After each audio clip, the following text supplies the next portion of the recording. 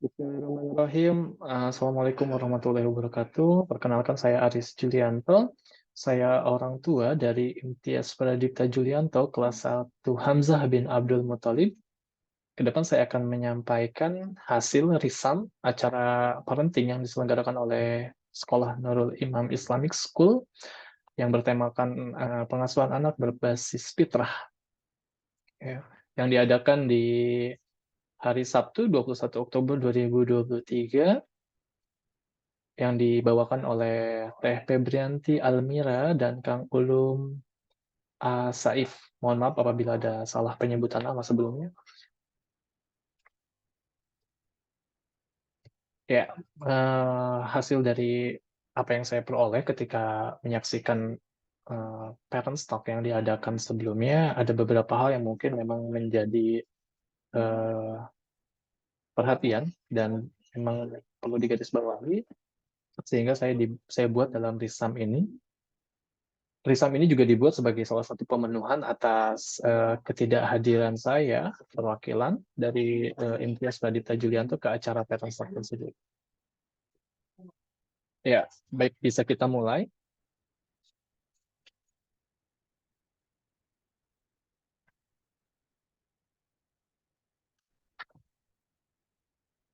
Ya, disampaikan di awal bahwa mendidik anak di zaman sekarang, ya, di tahun ini, di akhir-akhir zaman ini memang menjadi sebuah tantangan yang sangat besar bagi setiap orang tua, tanpa terkecuali kami, saya dan istri saya dalam mendidik anak-anak kami. Saya punya 3 anak, 1 anak laki-laki dan 2 anak perempuan, yang tentunya eh, Parents Talk ini materi yang disampaikan sangat berguna sekali dan dapat diterapkan dalam kehidupan mendidik anak-anak kami seperti itu.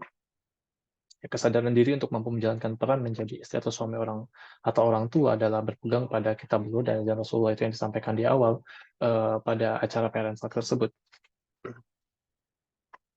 Bahwasanya disampaikan bahwa kesulitan mendidik anak itu hanya di awal-awal. Jadi secara konsep mendidik anak itu hanya ada 2 solusi, ya. Kita akan mendidiknya di awal, di mana masa awal pendidikan ini dapat dilakukan orang tua pada usia 0 sampai dengan 15 tahun atau masa remaja, atau orang tua dapat memilih untuk mendidik anak ketika anak sudah menjadi dewasa. Ya, ini seperti mengukir di atas air.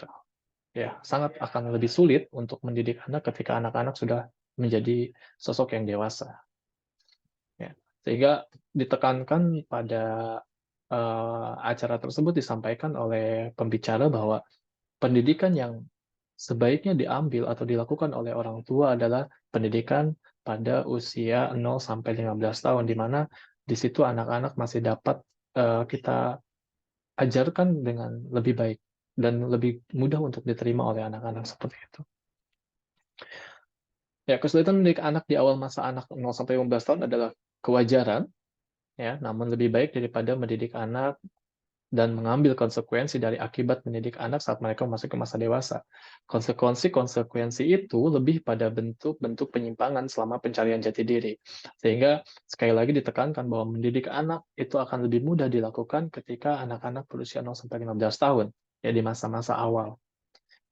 Karena ketika mendidik anak di masa dewasanya, eh, itu akan membebani juga orang tua sebenarnya secara tidak langsung terhadap konsekuensi-konsekuensi yang harus ditanggung oleh anak itu sendiri. Seperti itu, karena bagaimanapun orang tua tidak bisa berlepas diri, bahkan eh, walaupun anak-anak sudah menjadi dewasa, ya, istilahnya walaupun anak-anak sudah tua, kalau masih ada orang tuanya, mereka tetap anak-anak kita, kan seperti itu. Sehingga orang tua akan tetap selalu mengambil peran terhadap konsekuensi-konsekuensi tanggung jawab yang harus diemban oleh anaknya ketika anak-anak itu melakukan hal-hal yang memang di luar ajaran-ajaran Islam, mungkin seperti itu, atau di luar kebiasaan-kebiasaan sosial yang ada di lingkungan. Ya. Sebagai rujukan disampaikan bahwa pada surat Ibrahim ayat 24 sampai 25, di mana digambarkan anak-anak sebagai pohon, ya. Konsekuensi dari pemahaman ini adalah bagaimana cara orang tua merawat, menjaga, memupuk, agar pohon yang kita tanam itu menjadi pohon yang tumbuh menjulang dan berbuah dengan akar yang kuat.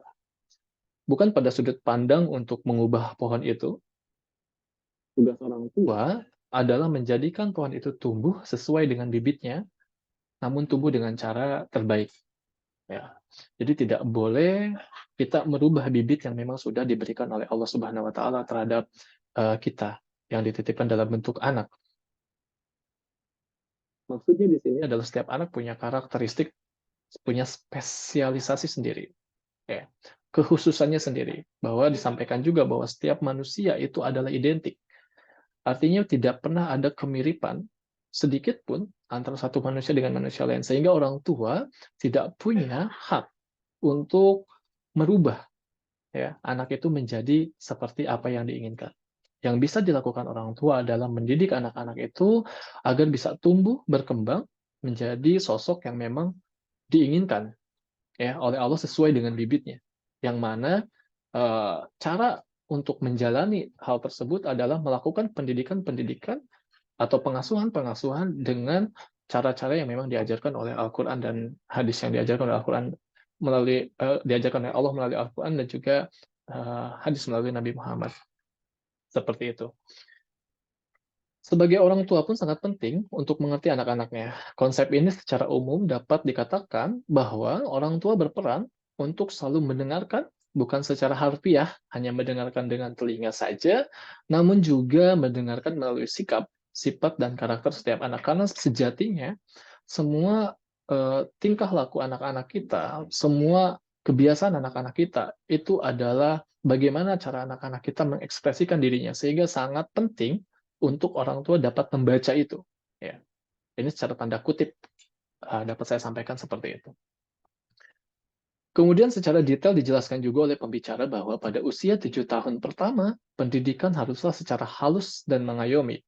Karena pada awal usia ini, anak-anak harus tahu, harus mendapatkan pemenuhan hak sebagai anak di mana mereka butuh kehadiran orang tua serta kasih sayangnya. Ini menjadi penting bagi setiap orang tua untuk selalu hadir, ya, dalam setiap agenda-agenda pengasuhan anak-anaknya dengan menunjukkan bentuk-bentuk kasih sayang terhadap anak-anaknya. Kemudian pada usia 7 tahun berikutnya, anak-anak harus diberikan pendidikan mengenai bahwa setiap orang akan bertanggung jawab atas konsekuensi-konsekuensi dari setiap buah pikiran dan tindakannya. Maka bentuk kasih sayang yang harus ada adalah dalam bentuk ketegasan. Dan mulai memberikan kepercayaan kepada anak untuk menentukan dan mengambil keputusan-keputusannya sendiri, sehingga mereka akan bertanggung jawab atas hal itu.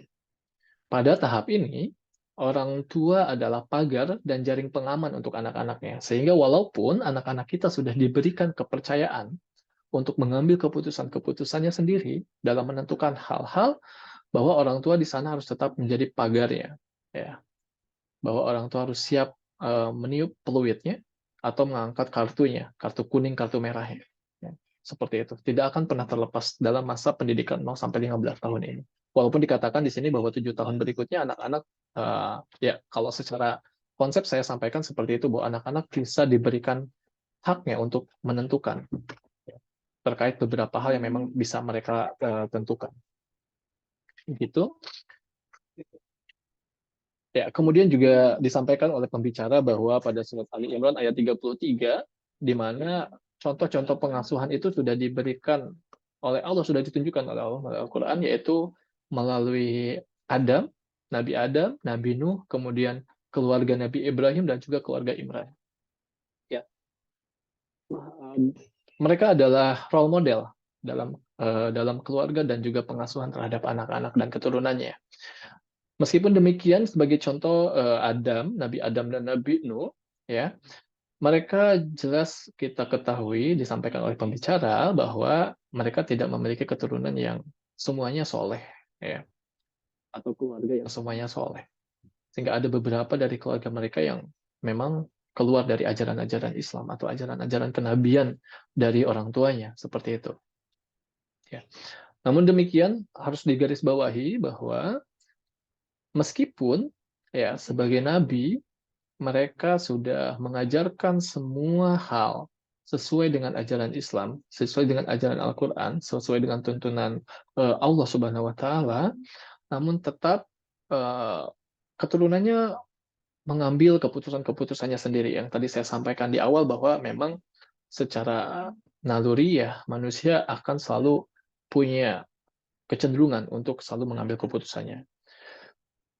Namun Allah menegaskan pada contoh di Nabi Adam dan Nabi Nuh bahwa meskipun meskipun keturunan-keturunan beliau Nabi Adam dan Nabi Nuh itu tidak semuanya soleh, bukan berarti kemudian Nabi Adam dan Nabi Nuh gagal. Tidak. Karena secara keseluruhan Allah melihat proses pengasuhan yang dilakukan oleh Nabi Adam dan juga Nabi Nuh sepanjang pendidikannya terhadap anak-anaknya. Nah, ini harus digarisbawahi bahwa yang menjadi penting adalah ikhtiar yang sudah dilakukan orang tua dalam melakukan pendidikan terhadap anak-anaknya. Seperti itu. Kemudian bagaimana cara menjadi role model seperti yang disampaikan di surat Ali Imran ayat 33 itu? Ada kriteria yang harus dipenuhi oleh setiap keluarga bahkan untuk menjadi keluarga terbaik sebagaimana dicontohkan oleh keluarga Nabi Ibrahim dan juga keluarga Imran. Ya. Di mana disampaikan oleh pembicara bahwa untuk memenuhi kriteria tersebut maka syaratnya adalah pertama ayahnya harus soleh, ya. Kemudian ibunya harus soleha, kemudian anak harus soleh dan soleha, ya. Termasuk cucu-cucunya pun harus soleh dan soleha. Maka ini akan memenuhi kriteria-kriteria yang disampaikan dalam Ali Imran ayat 33 sebagai role model keluarga Ibrahim dan juga keluarga Imran seperti itu. Kemudian secara detail juga disampaikan oleh pembicara, mendidik anak laki-laki dapat diadaptasi dari proses pengajaran yang dilakukan oleh Nabi Ibrahim.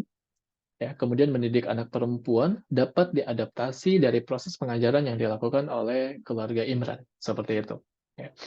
Di mana anak laki-laki ini pengajaran menjadikan anak menjadi ahli ilmu. Ya. Jadi berfokus pengajaran terhadap anak laki-laki itu berfokus kepada pengajaran yang cenderung mendorong anak-anak kita untuk menjadi ahli ilmu, ya, yang memiliki spesialisasi sehingga memiliki potensi yang unggul, mempunyai kompetensi yang unggul dalam bidang yang spesifik seperti itu. Dan juga harus memiliki jiwa untuk menegakkan agama, yaitu yang disampaikan oleh pembicara. Kemudian bagaimana untuk anak perempuan? Pengajaran yang dilakukan terhadap anak perempuan ini kita berkiblat kepada bagaimana keluarga Imran memperlakukan dan mendidik anak-anak perempuannya.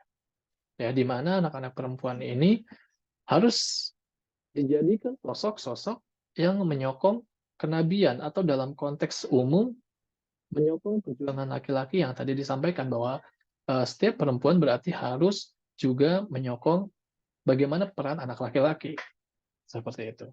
Ya, mungkin dalam konteks kekeluargaan sebagai istri terhadap suaminya.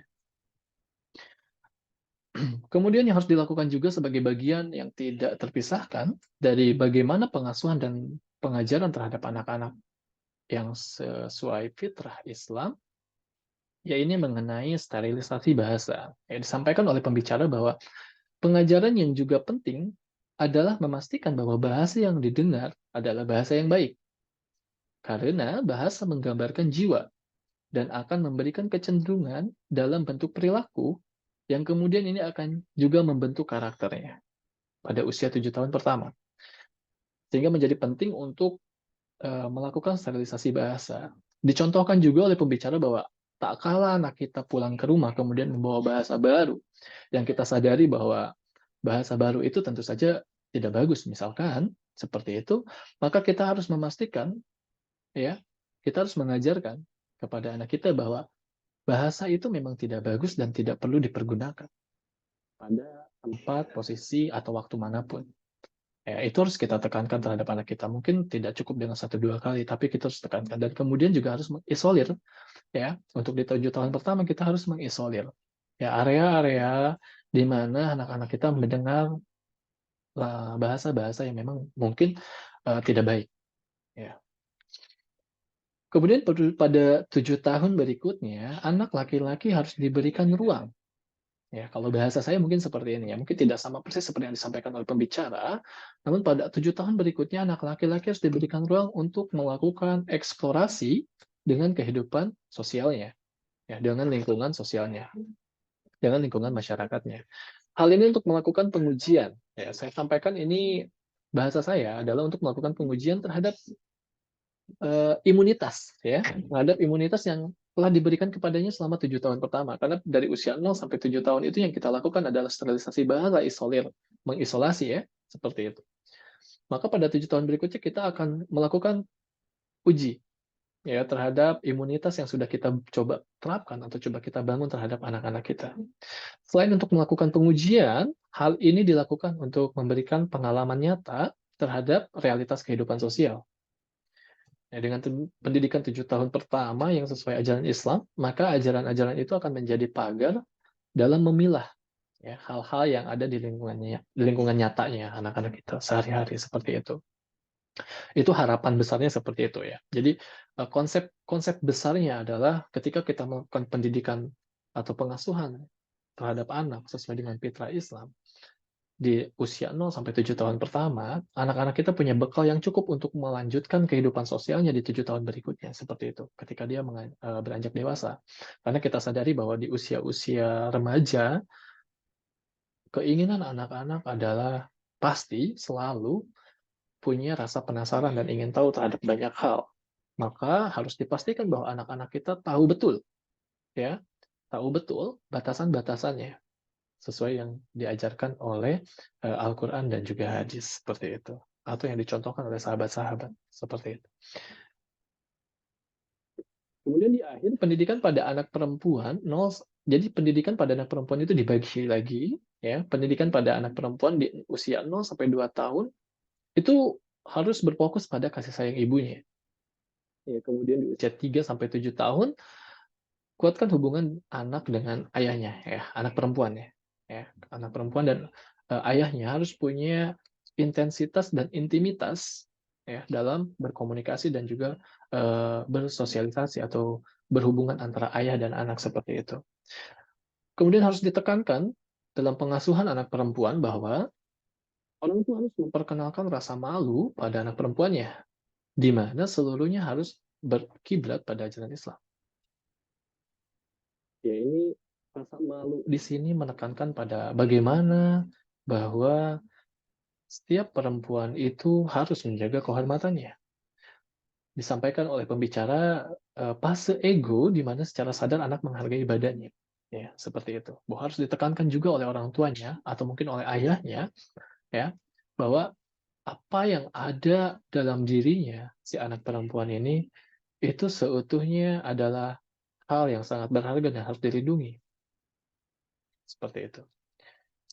Kemudian pada usia 7 sampai 10 tahun harus ditekankan, harus lebih di intensitasnya ditingkatkan, yaitu mengenai sholat, puasa, dan berhijab. Ya. Pada konteks ini, semua hal itu dilakukan atas kesadarannya sendiri, yaitu tadi, bahwa di usia awal, ajaran-ajaran yang kita sampaikan kepada anak-anak atau cara-cara pengasuhan yang kita lakukan terhadap anak perempuan kita, dengan harapan pada usia 7 sampai 10 tahun, anak-anak memiliki kesadaran secara mandiri untuk melakukan sholat, melakukan puasa, dan juga berhijab. Seperti itu.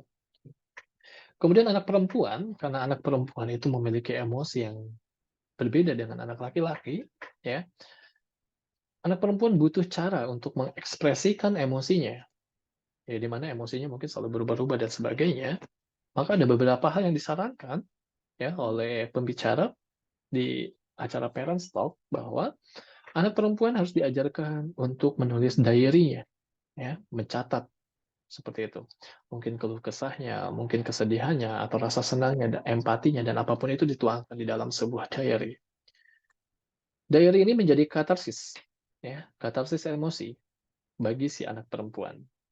Atau katarsis emosi ini pun dapat dalam bentuk lain, ya, yaitu melukis, menulis puisi, bermusik, dan mungkin hal lainnya.